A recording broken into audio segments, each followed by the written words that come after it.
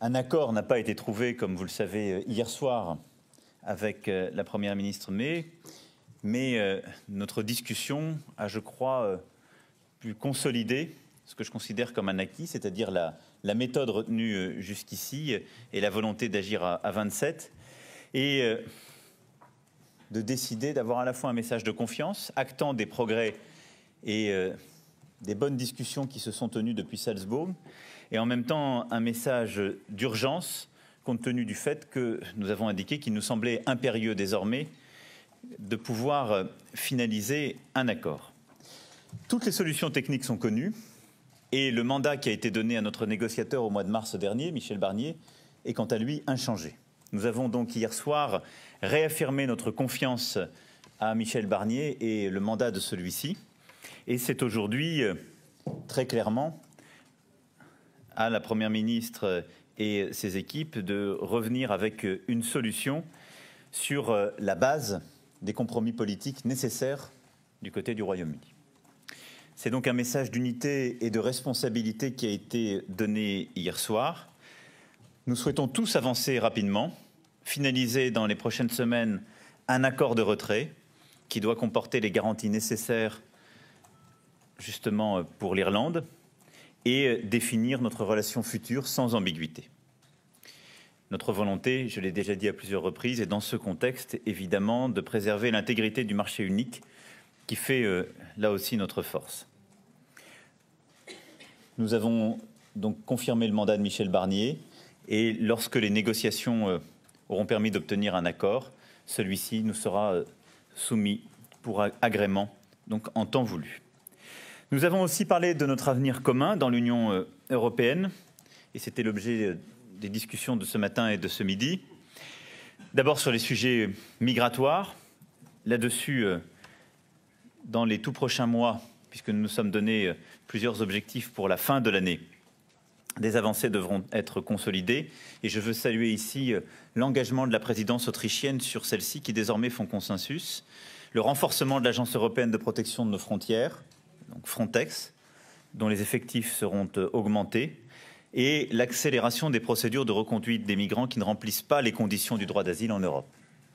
J'ai insisté pour ma part sur la nécessité de finaliser les 7 textes aujourd'hui en discussion.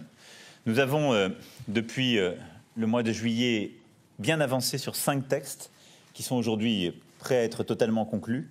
Et j'ai insisté sur la nécessité de trouver, et je crois qu'il y a une vraie convergence franco-allemande sur ce point, un accord sur le texte de la réforme de Dublin et des procédures, qui sont les 2 textes restants.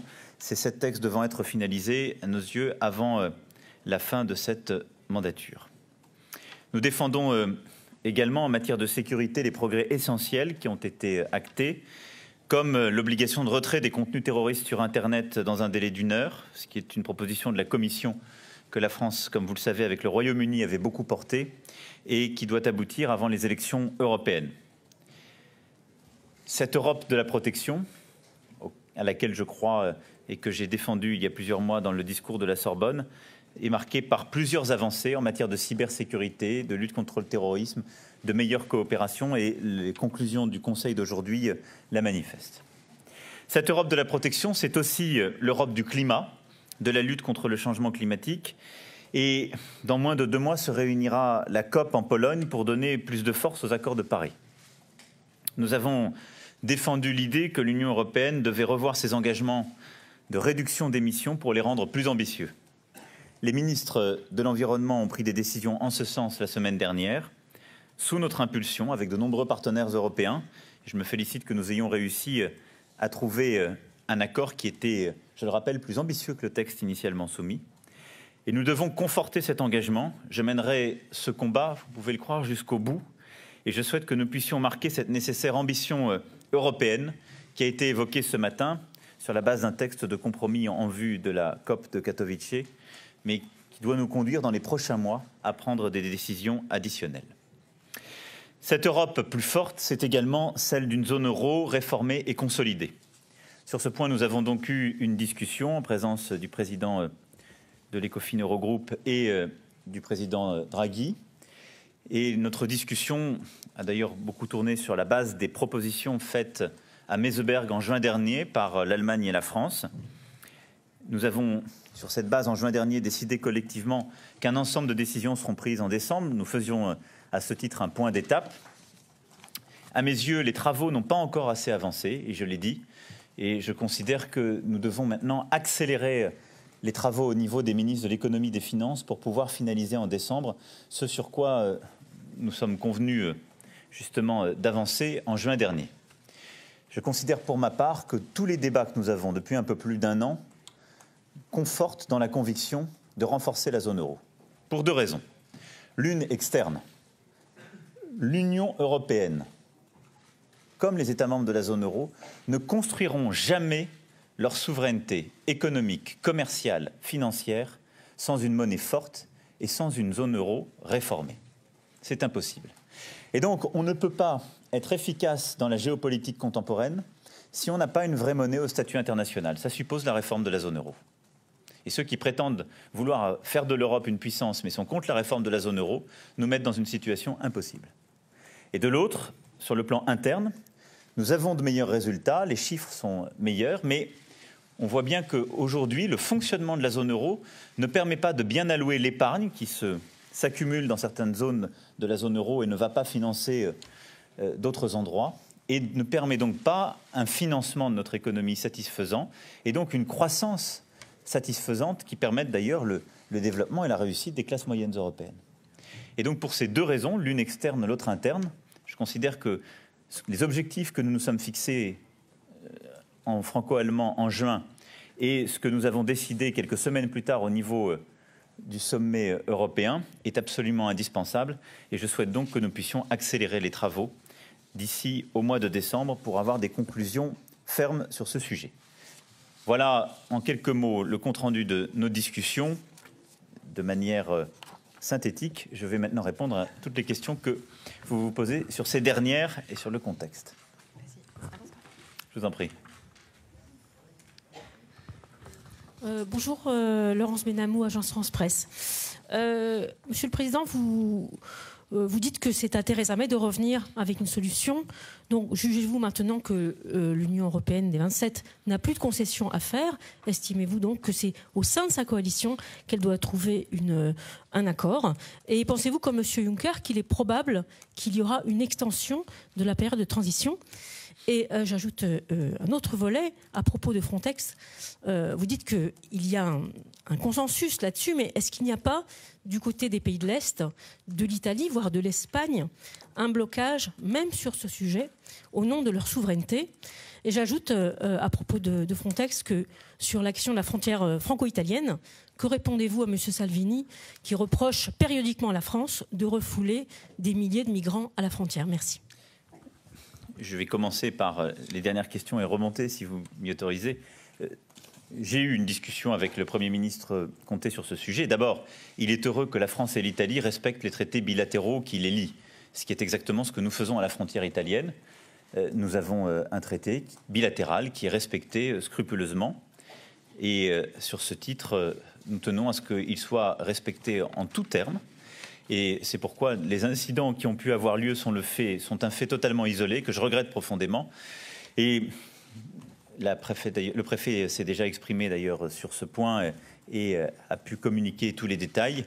Et les dispositions ont été prises pour que de tels incidents ne se reproduisent pas. Mais aujourd'hui, l'organisation qui est celle de la France et de l'Italie de chaque côté de la frontière, elle relève d'un traité qui d'ailleurs préexiste à l'espace Schengen, et que nous respectons de manière très scrupuleuse. Absolument pas, absolument pas. Et nous avons une discussion, je dirais, totalement technique sur ce sujet. Je crois avec un souhait partagé de ne pas faire de mauvaise polémique ou d'instrumentalisation politique. Et c'est ce que je partage avec le Premier ministre italien. Sur Frontex, j'ai eu bien évidemment des discussions avec beaucoup d'États membres et d'États frontaliers, si je puis dire, de la zone Schengen. Je crois que le souci qui est totalement légitime est un souci opérationnel pour beaucoup, c'est de s'assurer que les forces appartenant à Frontex connaissent bien le contexte local et soient en situation d'agir de la manière la plus efficace. Quand on a à protéger la frontière extérieure, par exemple avec le Maroc ou avec tel autre État, ça n'est pas la même chose que protéger la frontière extérieure au nord de l'Europe ou dans d'autres géographies. Les comportements des trafiquants ne sont pas les mêmes, les pratiques ne sont pas les mêmes, ce qui est tout à fait logique. Et donc, moi, je vois là plutôt une volonté d'avoir une approche opérationnelle de Frontex, et je souhaite qu'on puisse aller dans ce sens. Et c'est un souhait que nous partageons. Ensuite, il faut être très cohérent. Quand on appartient à Schengen, on a une responsabilité en tant que frontière extérieure de Schengen, et ça consiste aussi à la défendre de manière efficace. C'est l'objectif que nous nous donnons avec ce renforcement de Frontex. Sur le Brexit, notre organisation a déjà montré son efficacité et sa flexibilité. Il y a déjà eu, je crois, beaucoup d'avancées grâce aux flexibilités de part et d'autre. Maintenant, nous connaissons aussi les limites qui sont les nôtres. On ne peut pas trouver un accord qui remette en cause l'intégrité du marché unique. On ne peut pas trouver un accord qui remette en cause ce bloc que constituent les 4 libertés. On ne peut pas trouver un accord qui soit dommageable à l'Irlande. Et donc, quand on pose ces paramètres sur la table, on voit bien qu'aujourd'hui, c'est au Royaume-Uni de nous proposer une solution qui permette soit de proposer un backstop, comme on le dit en bon français, et donc une solution qui permette justement d'articuler l'intégrité du Royaume-Uni, le respect de l'intégrité du marché unique du reste de l'Union européenne, dont l'Irlande, de manière pragmatique. Et donc aujourd'hui, ça n'est plus un sujet technique. Tous les scénarios techniques ont été vus et revus. C'est un sujet de capacité politique britannique à trouver un accord présentable. C'est tout. Et ça n'est pas à l'Union européenne de faire des concessions pour traiter un sujet de politique interne britannique. Je ne peux pas être plus explicite sur ce point, mais comme la Première ministre May a été extrêmement engagée tous ces derniers mois pour trouver un accord, je sais qu'elle aura à cœur de trouver le bon compromis politique pour avancer et revenir vers les négociateurs européens. Il faudra distribuer la parole aux autres rangs. Sinon, j'aurais... Bonjour, Monsieur le Président de la République. Hélène Fouquet pour l'agence de presse Bloomberg. 2 questions, une première sur l'Italie. Les Français et la Commission, les 27 et la Commission veulent-ils aller au conflit avec l'Italie sur la question du budget? La France refuse de faire part de ses inquiétudes sur ce budget italien. Est-ce que c'est à cause des grandes tensions entre vos 2 pays, à cause de M. Salvini notamment? Et en fait, est-ce que vous vous attendez, vous également, à recevoir une lettre équivalente de la Commission sur votre budget? Question complètement séparée. Sur l'Arabie Saoudite, le ministre des Finances, M. Bruno Le Maire, ne se rendra pas en Arabie pour le Forum économique. Est-ce que la France a des preuves concluantes que des proches du prince héritier, de MBS, comme on l'appelle, sont impliqués dans la disparition et peut-être de l'assassinat du journaliste Khashoggi?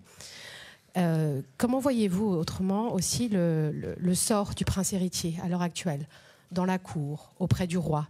Est-ce qu'il est secure ou in trouble? Est-ce qu'il est protégé ou pas? Merci.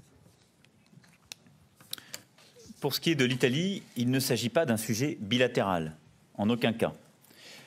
Et sur ces sujets, la France ne donne pas de leçons après 10 ans passés en procédure de déficit public excessif.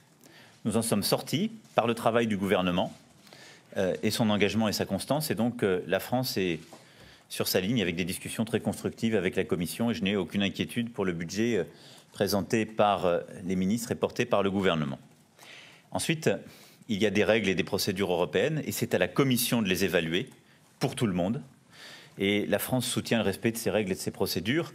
Et je crois qu'il ne doit y avoir aucun excès en la matière, mais un travail constructif fait entre la Commission et un État membre. Moi, mon souhait, c'est que l'Italie réussisse et c'est que le peuple italien puisse réussir à avoir le maximum de croissance, de création d'emplois et vivre dans de meilleures conditions. Sur l'Arabie Saoudite, d'abord, je veux ici condamner en général toutes les atteintes portées à la liberté de la presse et en particulier à l'égard de tous les journalistes qui dénoncent, s'engagent dans les lieux les plus risqués comme dans les contextes les plus incertains. C'est d'ailleurs pour cela que la France a toujours soutenu l'initiative consistant à justement demander un représentant spécial des Nations Unies pour la protection des journalistes et s'est engagée dans la protection physique des journalistes. Et donc, Les faits que nous connaissons aujourd'hui sur M. Khashoggi sont extrêmement graves et préoccupants. Nous attendons sur ce cas que toute la lumière soit faite sur ce qui s'est passé et nous avons eu plusieurs échanges avec l'Arabie saoudite pour que la clarification soit apportée. Mais dans les circonstances actuelles, nous avons décidé de surseoir à certaines visites politiques telles que celles prévues par le ministre Le Maire en Arabie saoudite. Il y a des visites qui se poursuivent, qui sont celles de décideurs privés du monde des affaires. Mais cette décision que nous avons prise, de manière coordonnée d'ailleurs entre Européens, j'ai pu en parler avec le Premier ministre néerlandais, la Première ministre May et la chancelière Merkel, c'est, je crois, ce qui s'imposait à court terme, compte tenu de la gravité des faits et de l'absence de clarification à ce stade sur ces éléments. Enfin, comme vous le savez, il ne m'appartient pas de commenter les situations politiques internes de quelque autre pays, ni même les situations psychologiques, sécuritaires au sein de ces dernières. Nous travaillons avec chacun d'entre eux avec exigence, en suivant à la fois nos principes et en portant nos intérêts. Et c'est ce que nous continuerons à faire avec l'Arabie saoudite.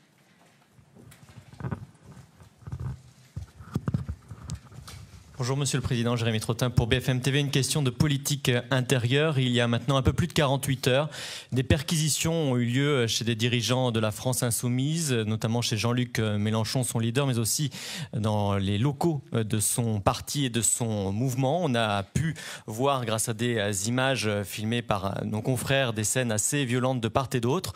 Donc j'aurais voulu savoir quel était votre sentiment à la vue de ces images. Et d'autre part, aujourd'hui, Jean-Luc Mélenchon a dénoncé une opération politique et vous a même finalement visé.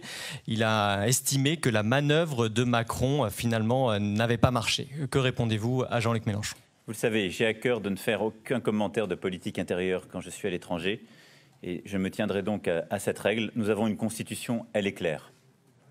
L'autorité judiciaire est indépendante dans notre pays et j'en suis le garant pour tout le monde.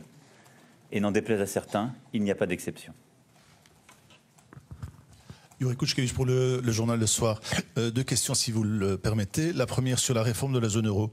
Est-ce que le cas italien sur lequel vous avez dit que vous n'avez pas à vous exprimer, donc je ne veux pas vous faire entrer sur l'analyse ou sur ce que fait la Commission sur le cas lui-même.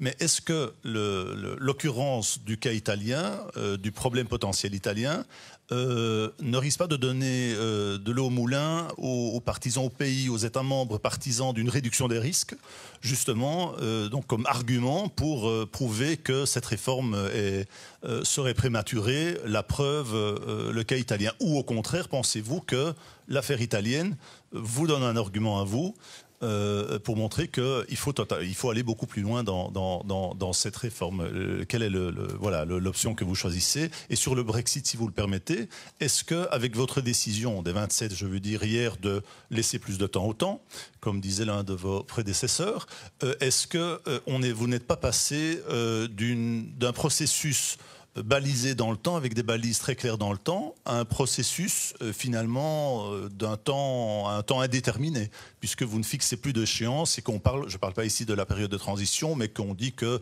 voilà, quand l'accord viendra, il viendra. Merci. Bon, sur le dernier point, je voudrais lever toute ambiguïté. Nous n'avons remis en cause aucune des limites temporelles qui existent aujourd'hui. Et donc il y a des limites temporelles qui existent pour l'accord de retrait, pour la période intérimaire, etc., etc. Et donc ces limites-là continuent à exister. Mais il n'y avait pas de limite qui était le Conseil européen d'octobre. Nous avions souhaité pouvoir conclure là. Tout le monde sait qu'en raison des délais législatifs britanniques, il faut vraisemblablement qu'un accord soit trouvé avant la fin novembre. Et que c'est à la fin du mois de mars que les choses doivent être finalisées et clarifiées. Ça n'a pas changé. Donc il n'y a aucune incertitude. Il y a simplement la volonté de ne pas intégrer une pression qui n'est pas du côté des 27. Mais qui est aujourd'hui une clarification du côté britannique à avoir. Donc, je vous rassure sur ce point, nous ne sortons pas du cadre temporel tel qu'il existait jusqu'alors. Et ensuite, c'est l'accord qui sera proposé, et je l'espère agréé, qui permettra d'avancer. Et je vous le rappelle, si les délais ne sont pas respectés, on a alors une situation de non-accord, qui n'est pas ce que je souhaite, mais pour laquelle nous nous sommes préparés. et nous avons pris les dispositions. La France a pris des dispositions législatives. Un texte est passé au Conseil des ministres il y a 15 jours et la Commission européenne a préparé l'ensemble des dispositions en cas d'absence d'accord. Donc le cadre existe et de manière extrêmement méthodique, tout est prêt en cas d'accord ou de non-accord. Pour ce qui est de l'Italie, je ne verrai pas totalement les choses en ces termes. Je pense d'abord que ceux qui défendent la réduction des risques défendent une réduction des risques techniques. La situation que nous avons aujourd'hui en Italie est une situation qui a une raison d'être politique. C'est un choix politique, le budget qui est fait, et que je respecte, il est souverain. Donc je pense que ce n'est pas la même chose que la réduction des risques dont on parle, qui est une réduction des risques bancaires et techniques. Néanmoins, je voudrais attirer l'attention de tous sur les cas que nous vivons en Europe. Je l'ai évoqué encore en m'exprimant et en m'adressant à mes compatriotes français il y a quelques jours. Les extrêmes montent partout en Europe. C'est une réalité. On ne peut pas ne pas la voir. Et on ne peut pas considérer que c'est bénin ou simplement, en quelque sorte, considérer que c'est grave le jour d'après et l'oublier le surlendemain. Pourquoi nous sommes dans cette situation ? Parce que la plupart des dirigeants montrent, par des décisions trop tardives, trop poussives, trop peu claires, l'incapacité à trouver des solutions concrètes aux problèmes quotidiens. Et puis c'est né de deux fractures. Et pour moi, ces deux fractures sont des manques de solidarité. Un manque de solidarité financière au moment de la crise de 2008-2010, qui a créé une fracture nord-sud, et un manque de solidarité lié aux migrations, qui a créé une fracture ouest-est. Et donc, ce que nous devons faire, et c'est le cœur de la philosophie que la France porte dans les débats qui sont les nôtres, qu'il s'agisse des migrations ou de la zone euro, c'est de réarticuler ce couple responsabilité-solidarité. Si on ne donne pas la responsabilité à chacun, de dire on a des règles communes, donc on en est tous les garants, la confiance se détruit. Mais si on ne considère pas que nous avons en commun des biens à défendre, notre solidarité, l'intégrité financière, la cohésion de nos sociétés, notre protection commune, nous ne pouvons pas avancer. Et donc je pense que le cas italien, par la montée des extrêmes à laquelle nous avons assisté, est emblématique de cette crise européenne. Parce que l'Italie a été victime de quoi ? D'un manque de solidarité au moment de la crise économique et financière et d'un manque de solidarité au moment du pic de la crise migratoire. C'est ça qui a nourri les extrêmes en Italie. Et donc personne n'a jugé les Italiens du choix qu'ils ont fait. Je dis juste que nous avons une responsabilité dans ce choix. Et donc, je le redis, le budget italien, ça n'est pas aujourd'hui mon sujet, c'est le sujet de la Commission. Mais ma préoccupation, c'est d'éviter que ça ne réadvienne, cette situation politique. Et donc de nous attaquer à la cause profonde de ce qui advient, en réformant notre Europe. Monsieur le Président, est-ce que vous pouvez parler en anglais, s'il vous plaît? Allez-y. Pardon. Deborah Haynes from Sky News. Theresa May's team has said that they believe that there's still a negotiation going on or will be going on over their proposal for the Irish backstop. But from what you're saying, it sounds as though you think the EU has compromised as much as it will, and it's up to Theresa May to knock heads together, to get people in the UK to agree on the solution. And secondly, can you spell out, would France really, in the event of a no deal, would France really take action that would disrupt the flow of goods, trade, lorries from France into the UK? Thank you. First of all, I want to reassure everybody about the day after. I mean, taking all the measures in case of no deal is just our responsibility, and it's just to be sure that you will have, flights, boats, and people circulating, people making businesses and so on, with new rules and new regulation. But it's precisely the only way to have a day after with a new regulation. So I don't want to create panic, and I think it's it's not the right way to proceed to say, oh, you are taking a no-deal regulation, so everything will be stopped. No. I'm sorry, I'm not the one who voted for Brexit. So Brexit has consequences. But we have the responsibility to be sure that the day after, in case of a no deal, everything will be organized with due processes, precisely for the normal life of our people. So I want to reassure everybody on that, but this is our duty to work in that direction. I didn't say there is no room to maneuver for any negotiator. I just said now the key element for a final deal is on the British side, because the key element is a British political compromise. I think the negotiators basically identified all the different potential scenarios from a technical point of view. So we confirmed and reaffirmed the mandate of Michel Barnier to finalize this negotiation, and we reaffirmed the guidelines of March 18 for this negotiation. That's it. But he will still negotiate till a final agreement, I hope, or till no deal, in case of.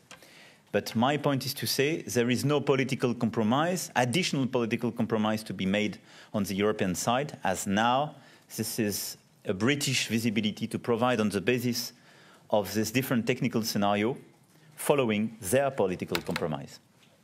Je vais prendre une dernière question.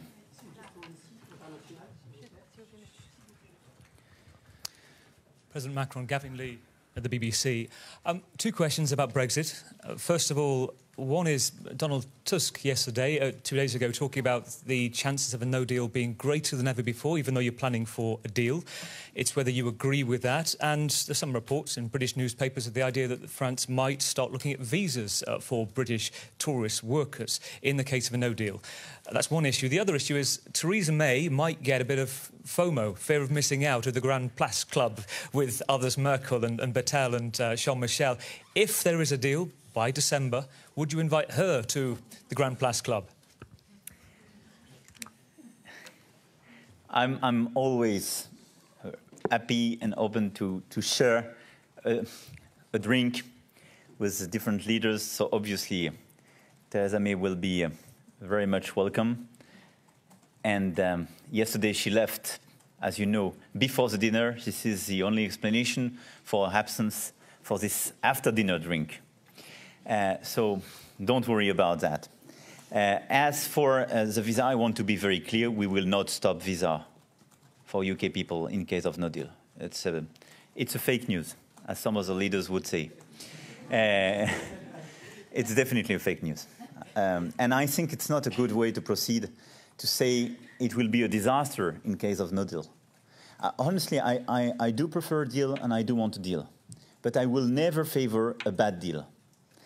But in case of no deal, our responsibility is to be sure that the life of our people precisely will be, not so far impacted. And that's why we will definitely deliver visa for people. Is the risk greater than before, even now, for the no deal? Each day you have without a deal makes a higher probability for a no deal, given the fact that you have a deadline. So from a mathematic point of view or a statistic point of view, yes. But I consider the dynamic is positive because there is a willingness on the British side to find a solution. But I think we were very clear yesterday about the fact that everybody wants to find a solution, but now this is Prime Minister May to propose a solution, but we will not compromise on the key elements of the mandate we proposed and we gave to Michel Barnier. This is, for me, the key element. So I'm not the one to make this negotiation, but I do think that the interest of Prime Minister May and the UK is to find a good compromise. So I hope that they will move in the coming days and weeks to find a final agreement. Thank you very much. Merci beaucoup, mesdames et messieurs. Merci à vous. Bonne fin de journée. Nous poursuivons avec l'ASEM.